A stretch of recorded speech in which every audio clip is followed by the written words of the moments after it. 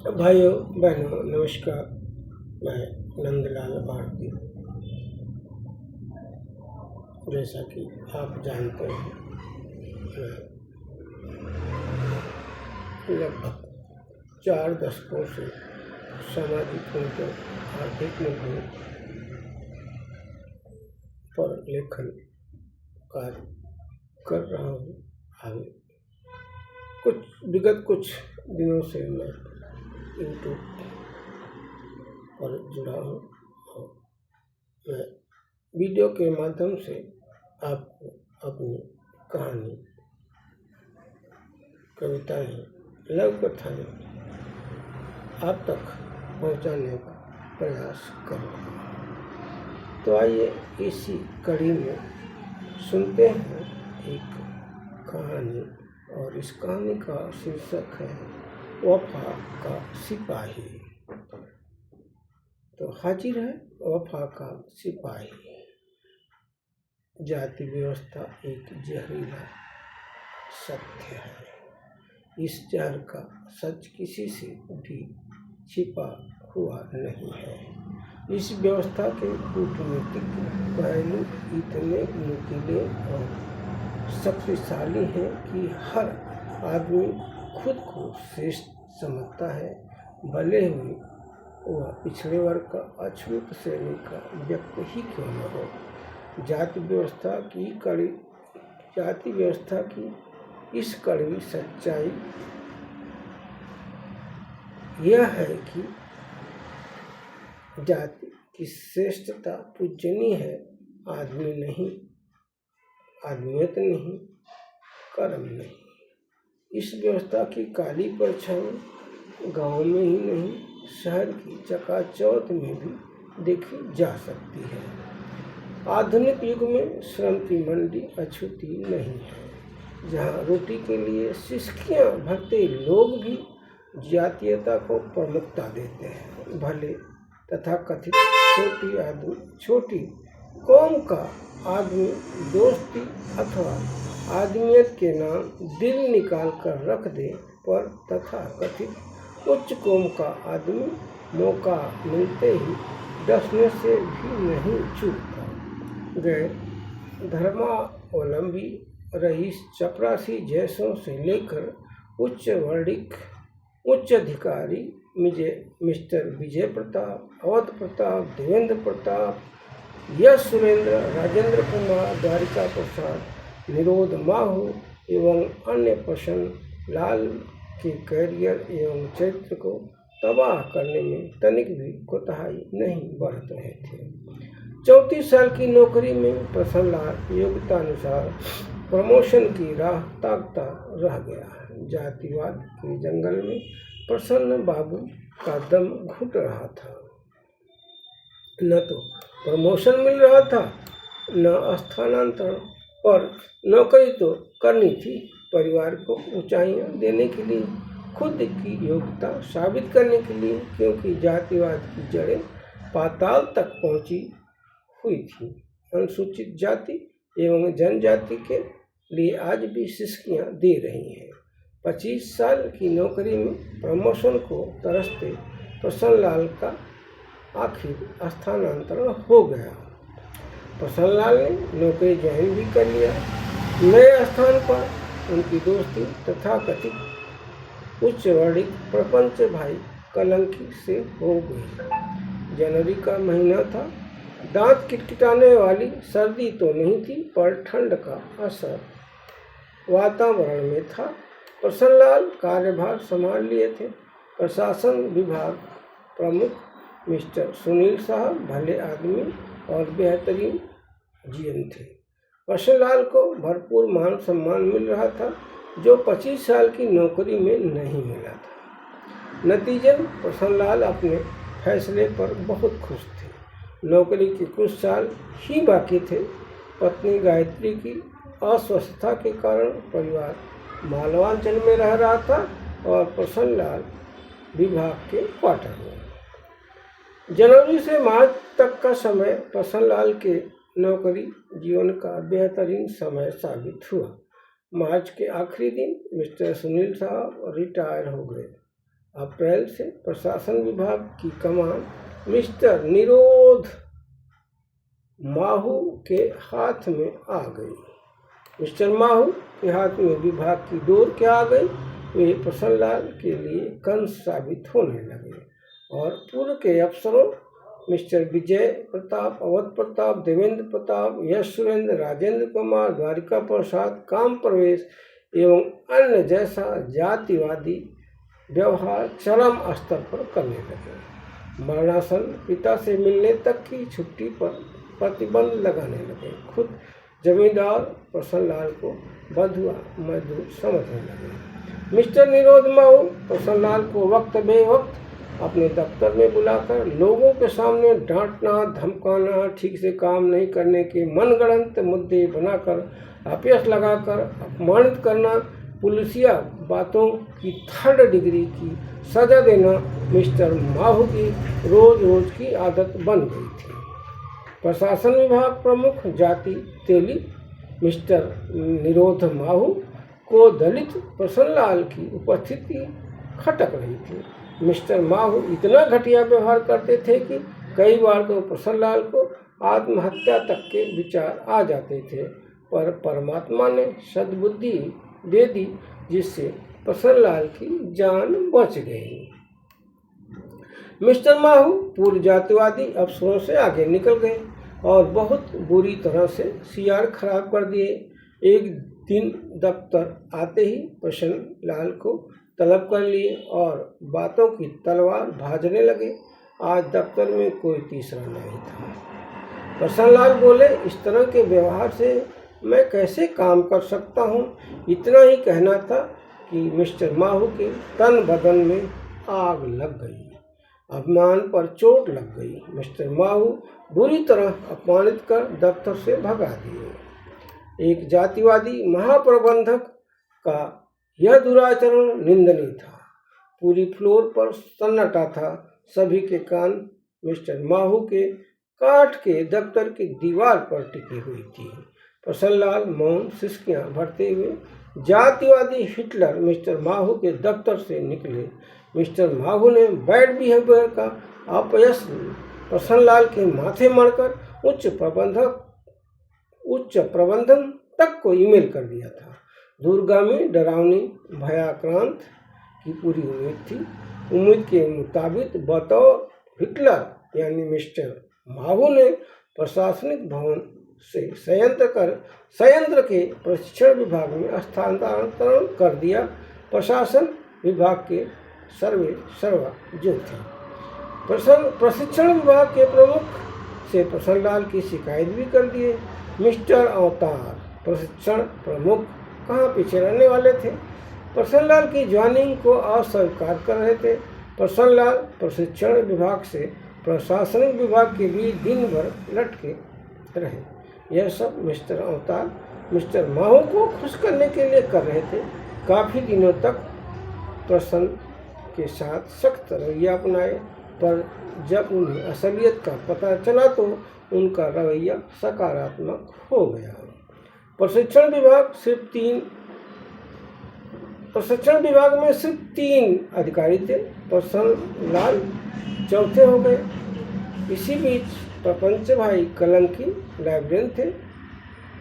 प्रसन्नलाल को पढ़ने का शौक था, इसलिए उनसे तनिक प्रगाढ़ता हो गई। सरल सहज प्रवृत्ति के प्रसन्न बाबू ने असली दोस्त मान लिया, जबकि प्रपंच भाई मिस्टर निरोध माहू के खुफिया जासूस थे। मिस्टर प्रपंच खुश थे कि उनका दोस्त मिस्टर माहू प्रशासनिक जनरल मैनेजर है, जबकि मिस्टर माहू के लिए वह सिर्फ कर्मचारियों की बातचीत को गुप्त रूप से पहुंचाने का एक जरिया था। स्थानांतरण के बाद भी मिस्टर माहू प्रसन्नलाल को फोन पर धमकाते रहते। जब जातिवादी नरपिशाच का मन नहीं भरता तब वह फोन कर प्रसन्नलाल को अपने दफ्तर में तलब करते और विभाग के लोगों को भी अपने दफ्तर में बुलाते। फिर सभी के सामने अपनी काली जबान पर जमी बिल्ली के गुह की परत अच्छी तरह साफ करते, जिससे उनके चमचों को बड़ा मजा आता था। मिस्टर माहू की पदोन्नति हो गई और अब मिस्टर चीफ जनरल मैनेजर बन गए। अब क्या, बंदर के हाथ में उस्तरा आ गया था। ट्रेनिंग विभाग भी उनके अधीनस्थ हो गया। कई बार तो ट्रेनिंग विभाग के प्रमुख तार जी को भी हिटलर माहू ने अपमानित कर दिया। इतना ही नहीं, अपने दफ्तर से भी बाहर कर दिए थे। चीफ जनरल मैनेजर होने के बाद तो मिस्टर माहू जैसे आग में मूतने लगे थे। मिस्टर हिटलर अर्थात निरोध माहू की सभा लगातार सजती रही और इस सभा में हाजिर होने के लिए खुद मिस्टर हिटलर प्रसन्नलाल को फोन कर बुलाते। हिटलर की सभा में प्रसन्नलाल को अनमने मन से हाजिर होना पड़ता था। मिस्टर माहू वैसे तो प्रसन्नलाल का अपमान ही करते, पर उनके चमचे सांकेतिक रूप से तालियां और ठुमके तक लगाने से नहीं चुकते। हाँ, इस सभा में एक आध मानवतावादी भी थे। निरापद प्रसन्न बाबू के ऊपर हो रहे अत्याचार को देखकर उनकी सिसकियां भी निकल जाती। दबी जुबान कहते भी, कैसा मानुष है निरोध माहू, पर किसी में विरोध की आवाज़ उठाने का सामर्थ्य नहीं था।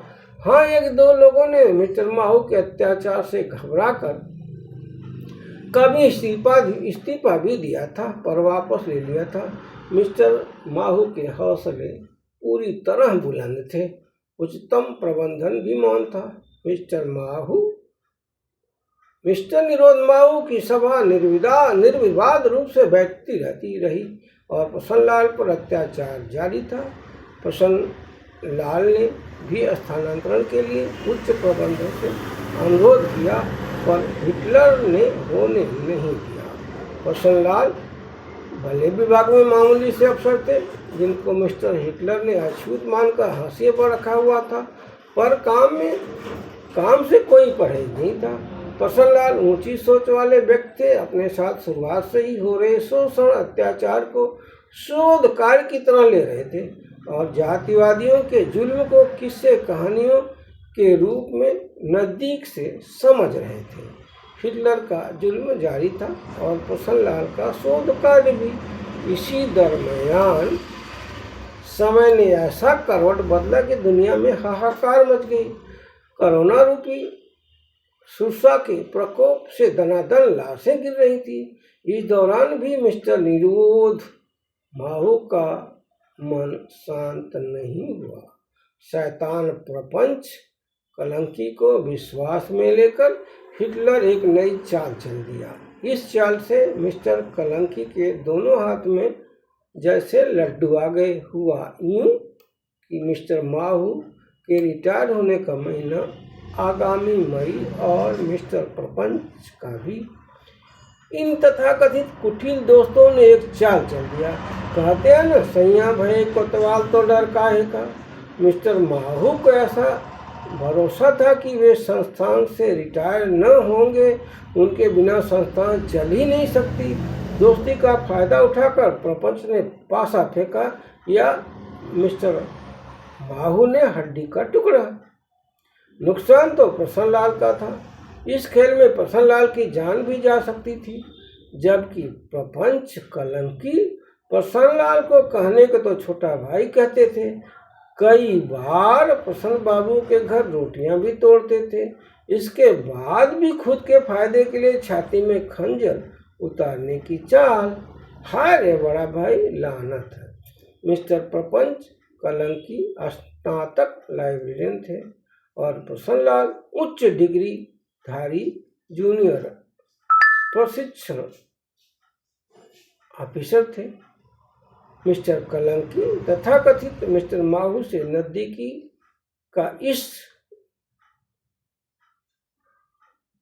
का फायदा उठाकर अवैध रूप से आधे दिन के लिए संस्थान के राजस्व विभाग में ज्वाइन करने का दबाव डालने लगे, ताकि उनकी नौकरी का एक्सटेंशन हो सके। इस कूटनीति से बड़ा खतरा था प्रसन्नलाल को। पहली बात तो इसका प्रसन्नलाल को कोई अनुभव नहीं था। दूसरा, जानलेवा खतरा था कोरोना का। पब्लिक डीलिंग थी।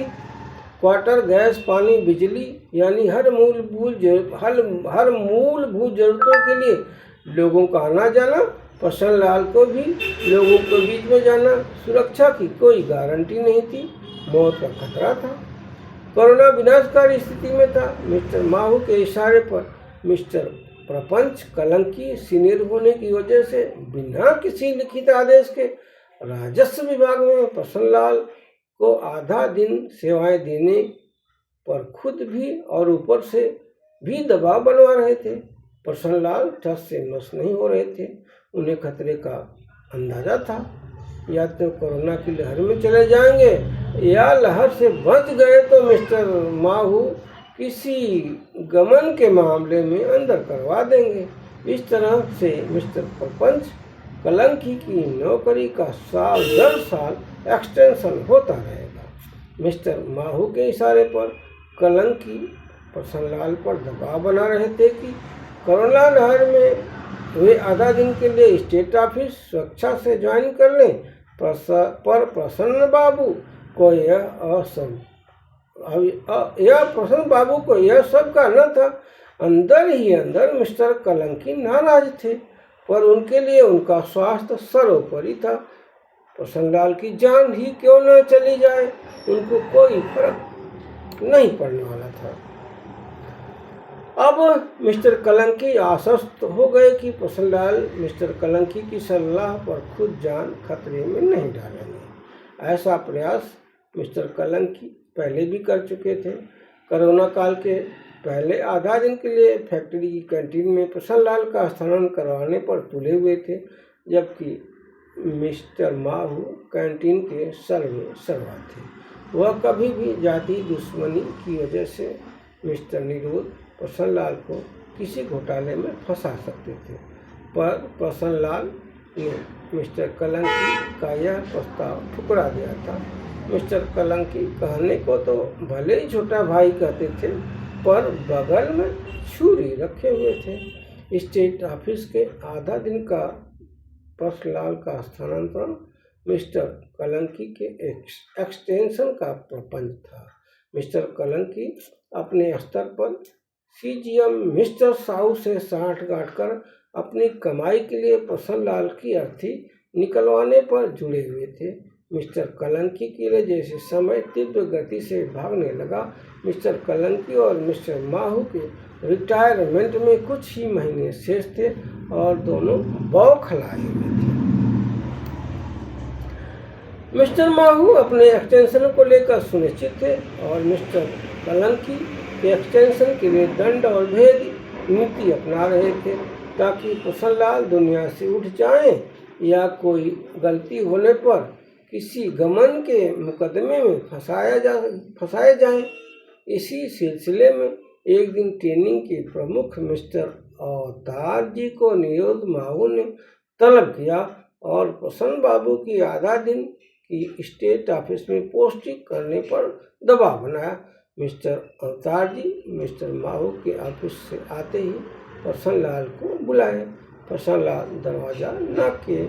आ जाओ प्रसन्न, और बैठने का इशारा करते हुए अवतार साहब बोले, मिस्टर माहू के ऑफिस से आ रहा हूँ। मिस्टर माहू चाहते हैं कि तुम जल्दी हाफ डे के लिए स्टेट ऑफिस संभालो और दूसरे हाफ में ट्रेनिंग सेंटर। कोई लिखित आदेश दिया है?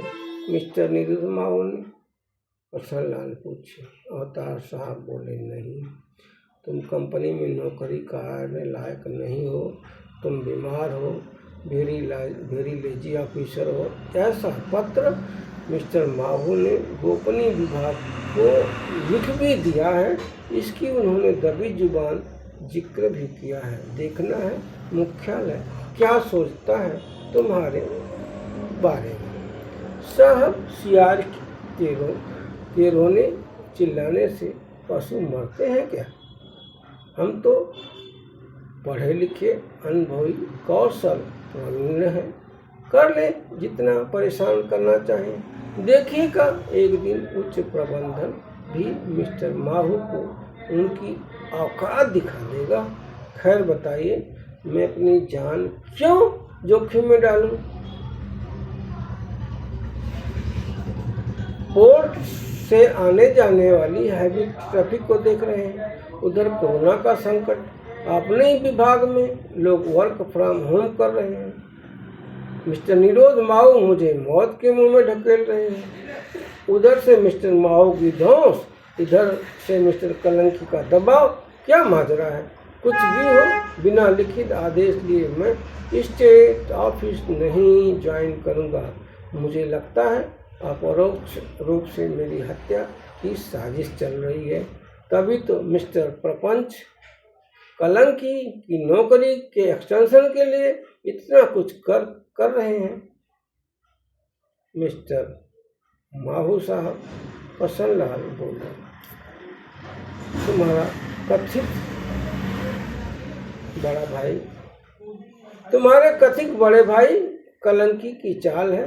भले ही तुम बड़ा भाई मानो और वह तुम्हें छोटा, भले ही तुम उसे रोज दावत पर बुलाओ, पर वह तुम्हारी पीठ में खंजर उतारता रहता है। तुम्हारी शिकायत पहले भी करता रहता था, आज भी माहू से साठगांठ कर रहा है। मैं जानता हूँ तुमने पूरे विभाग का काम संभाल रखा है। कलंकी तुम्हारी हर एक्टिविटी की शिकायत करता है। बहरहाल तुम अच्छा काम करते हो, इसलिए टिके हो। अवतार जी बोले, साहब काम करने के लिए तो नौकरी कर रहा हूँ, इसी से मेरा परिवार आगे बढ़ रहा है। नौकरी की वजह से सामाजिक मर्यादा है। भले मैं विभाग के साथ विश्वासघात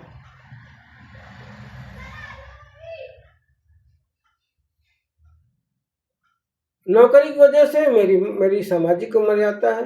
मैं विभाग के साथ कैसे विश्वासघात कर सकता हूँ? प्रसन्न बाबू बोले,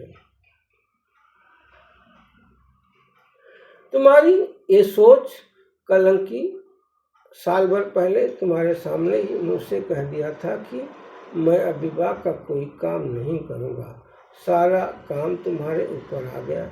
इतनी ताकत कहाँ से आती है? यकीनन यह सब निरोध माऊ के दम से है। ऊपर से तुम्हारी शिकायत कर रहा है और मिस्टर माऊ तुम्हारे ऊपर अत्याचार का शिकंजा कसता जा रहा है। अब महीने भर बाद मैं भी रिटायर हो जाऊंगा। तुम अपना ध्यान रखना। ये स्वार्थी बड़े जालिम हैं। अवतार जी बोले, नौकरी साल भर की है और मिस्टर कलंकी की 2 और माहू की भी 2। अगर हिटलर अपनी जिद पर अड़ा रहा तो इस्तीफा दे दूंगा, पर बिना लिखित आदेश के स्टेट ऑफिस गुमनाम मरने तो नहीं जाऊंगा। प्रसन्न लाल बोला, अब कलंकी या मिस्टर निरोध माहू मुझसे कहें हाफ डे स्टेट ऑफिस भेजने को बोलेंगे तो मैं कह दूंगा आप प्रसन्न को लिखित आदेश दो, तभी वह जाएगा। अवतार जी बोले, महीना भर बाद मिस्टर अवतार जी रिटायर हो गए, पर जातिवादी दुश्मन मिस्टर माहू शांत नहीं बैठा रहा। कहते हैं ना, भगवान के घर देर है अंधेर पे ही उसके किए घोटाले पहले ही उजागर हो गए थे। जिसकी विभागी जांच भी शुरू हो गई थी, पर माहू जातिवादी नर पिशाच प्रसन्न को बर्बाद करने पर तुला हुआ था। जाति कारणों से मिस्टर निरोध माहू ने प्रसन्न की सियार पहले खराब कर दी थी ताकि कभी प्रमोशन नहीं हो। इतना कुछ करने के बाद कोरोना के हवाले करना चाह रहा था। इधर मिस्टर माहू के इशारे पर अपने एक्सटेंशन का आवेदन तैयार करने में प्रपंच कलंकी जुट गए थे। शायद ऐसा आवेदन मिस्टर माहू के माध्यम से उच्च प्रबंधन को भेज दिया गया था। मिस्टर कलंकी का एक्सटेंशन ठंडे बस्ते में चला गया। मिस्टर निरोध माहू का अंत तो और भी बुरा हुआ। घोटाले के बोझ से उसकी कमर टूट तो गई थी, पर उसकी ऐंठन जली हुई रस्सी की तरह ही बनी रही। कहते हैं ना, रस्सी जल गई, ऐंठन नहीं गया। ठीक यही हाल मिस्टर माहू का था। निरोध माहू मिस्टर निरोध माहू सीनियर पदाधिकारी होकर भी कर्मचारियों के बीच लोकप्रिय नहीं हो पाए। हाँ, वे निचले दर्जे के अधिकारियों के बीच शिकारी भेड़िए की तरह कुख्यात जरूर थे। प्रसन्नलाल मिस्टर माहू से कम पढ़े लिखे नहीं थे, शायद ज़्यादा ही थे। इस वजह से भी मिस्टर निरोध माहू प्रसन्नलाल से चिढ़ते थे। ऊपर से दलित, जो बर्दाश्त नहीं था मिस्टर माहू की निगाहों में प्रसन्नलाल सदियों पुराने अछूत। छोटी कौम के प्रसन्नलाल उच्च शिक्षित पर मामूली दर्जे के अधिकारी थे और पिछड़े वर्ग के तेली जाति के मिस्टर निरोध माहू उच्चतम श्रेणी के अधिकारी थे, पर आदमियत की तराजू पर घोर जातिवादी और क्षेत्रवादी, जो इंसानियत के लिए कलंक था।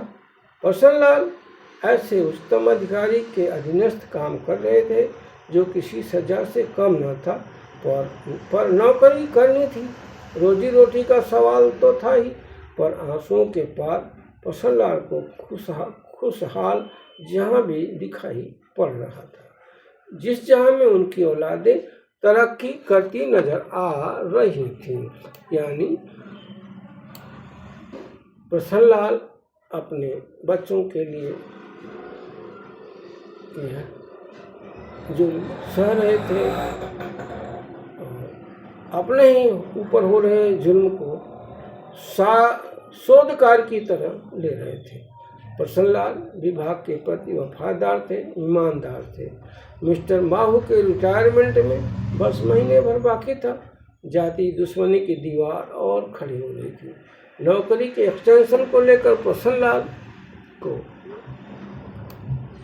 छोटा भाई कहने वाले प्रपंच कलंकी की भी साजिशें जारी थी, परंतु प्रसन्नलाल इन साजिशों के बाद भी कोरोना वायरस आतंक के बीच मिस्टर निरोध माहू के मौखिक आदेश भी स्टेट ऑफिस ज्वाइन के बाद भी मिस्टर माहू के मौखिक आदेश के बाद भी स्टेट ऑफिस ज्वाइन नहीं किया।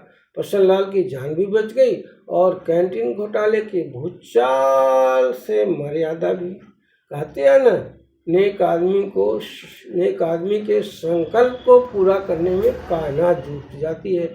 वही हुआ। प्रसन्नलाल तेजाब की दरिया को पार कर गए। वही हुआ। प्रसन्नलाल तेजाब की दरिया को पार कर गए। जातिवाद की तपिश में जातिवादी क्षेत्रवादी मिस्टर माहू और बड़ा भाई बनकर रिश्ते की छाती में खंजर उतारने वाले प्रपंच कलंकी प्रसन्नलाल के जीवन में सिसकियां भरने वाले खुद सिसकियां भरते हुए विदा हो गए। इन अमानुषों के विदा होते ही उनके काले कारनामों पर फबतियाँ कसने वालों की बाढ़ आ गई। प्रसन्नलाल के मान सम्मान में अब वृद्धि होने लगी। प्रसन्नलाल खुश थे। वफा के सिपाही प्रसन्नलाल प्रसन्नचित मन से कहते, अमानुषों याद रखो, अमानुषों याद रखो, आदमी को आदमी समझा करो, आदमी को आदमी समझा करो, कर्म का सम्मान किया करो, कर्म का सम्मान किया करो। क्या जाति क्या धर्म, कर्म पर विश्वास रखा करो, कर्म पर विश्वास रखा करो। निकल जाएगा गुमनाम जनाजा, निकल जाएगा गुमनाम जनाजा, एक दिन यह भी ख्याल रखा करो। निकल जाएगा गुमनाम जनाजा, एक दिन यह भी ख्याल रखा करो। घर आदमी हो कर्म के फर्ज पर फना हो जाया करो, कर्म के फर्ज पर फना हो जाया करो। सम्मान से खुद जियो, सम्मान से खुद जियो, दूसरों को जीने दिया करो। सम्मान से खुद जियो और दूसरों को जीने दिया करो। कहते हैं ना, अंत भला तो सब भला। यही हुआ। 3 दशक से अधिक की नौकरी में शोषित पीड़ित प्रसन्नलाल को कोई सम्मानित प्रमोशन तो नहीं मिला, न सराहनीय सम्मान, परंतु वह नौकरी से ससम्मान विदा हो गया। हाँ, वफा के सिपाही, सम्मान और पहचान के लिए संघर्षरत प्रसन्नलाल को मानवतावादी सब समाज ने जरूर सम्मानित किया। कलमकार का खुशमित इनाम देकर। भाइयों बहनों, यह कहानी आपको कैसी लगी अपने कमेंट में जरूर बताएं। आपका सुझाव मेरे लिए प्रोत्साहन का कार्य करेगा। आपकी टिप्पणी मुझे प्रोत्साहित करेगी। उम्मीद है आपको मेरा ये कहानियाँ, कविता पाठ, लघु कथाओं का वाचन अच्छा और ज्ञानवर्धक लग रहा होगा और सामाजिक उत्थान में प्रेरणादायी होगा। सामाजिक उत्थान में प्रेरणादायी होगा।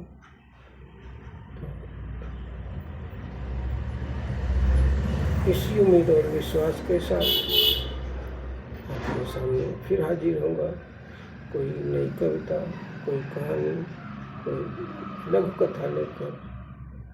कृपया आप मेरे चैनल को फॉलो करें, शेयर करें, मुझे अपना प्यार दें, समर्थन दें। आपका बहुत बहुत धन्यवाद।